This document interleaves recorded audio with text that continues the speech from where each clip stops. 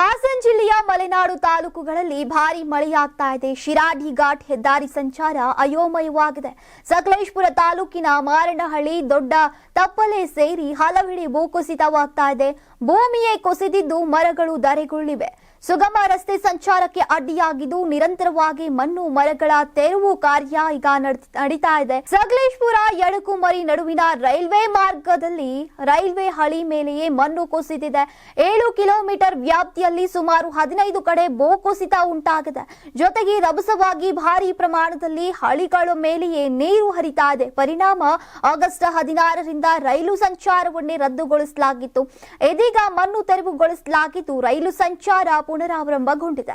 ಹಲವು ಹಳ್ಳಿಗಳಲ್ಲಿ ಸಂಚಾರ ಸಮಸ್ಯೆ ಎದುರಾಗಿದೆ. ಹೊಳೆ ಹಳ್ಳಗಳು ತುಂಬಿ ಹರಿತಾ ಇದ್ದು ಪ್ರವಾಹ ಪರಿಸ್ಥಿತಿ ಉಂಟಾಗಿದೆ. ಹೀಗಾಗಿ ಮುಂಜಾಗ್ರತಾ ಕ್ರಮವಾಗಿ ಸಕಲೇಶಪುರ ಹಾಗೂ ಅರಕಲಗೂಡು ತಾಲೂಕುಗಳೆಲ್ಲ ಎಲ್ಲ ಅಂಗನವಾಡಿ, ಪ್ರಾಥಮಿಕ, ಪ್ರೌಢಶಾಲೆಗಳಿಗೆ ರಜೆಯನ್ನ ಘೋಷಿಸಲಾಗಿದೆ. ಬೇಲೂರು ತಾಲೂಕಿನ ಅರೇಹಳ್ಳಿ, ಬಿಕ್ಕೋಡು ಹೋಬಳಿಗಳಲ್ಲಿ ರಜೆಯನ್ನ ನೀಡಲಾಗಿದೆ. ಆಲೂರು ತಾಲೂಕಿನ ಕೆ ಹೊಸಕೋಟೆ ಮತ್ತು ಪಾಳ್ಯ ಹೋಬಳಿಗಳಲ್ಲಿ ರಜೆಯನ್ನ ಘೋಷಿಸಲಾಗಿದೆ.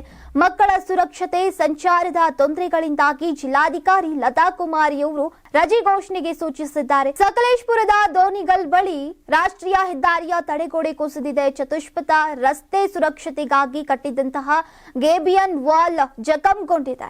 ಕೆಆರ್ಎಸ್ನಿಂದ 1.1 ಲಕ್ಷ ಕ್ಯೂಸೆಕ್ ನೀರನ್ನ ಹೊರಬಿಟ್ಟಿರೋದ್ರಿಂದ ಕಾವೇರಿ ತೀರದಲ್ಲಿ ಪ್ರವಾಹ ಎದುರಾಗಿದೆ. ಅರಕಲಗೂಡು ತಾಲೂಕಿನ ರಾಮನಾಥಪುರ ಬಳಿ ಕಾವೇರಿ ನದಿ ಉಕ್ಕಿ ಹರಿತಾ ಇದೆ. ಒಟ್ನಲ್ಲಿ ರಣಮಳೆ ಆರ್ಭಟಕ್ಕೆ ಹಾಸನ ಜಿಲ್ಲೆ ಪಾತರಗೊಳ್ತಾ ಇದೆ.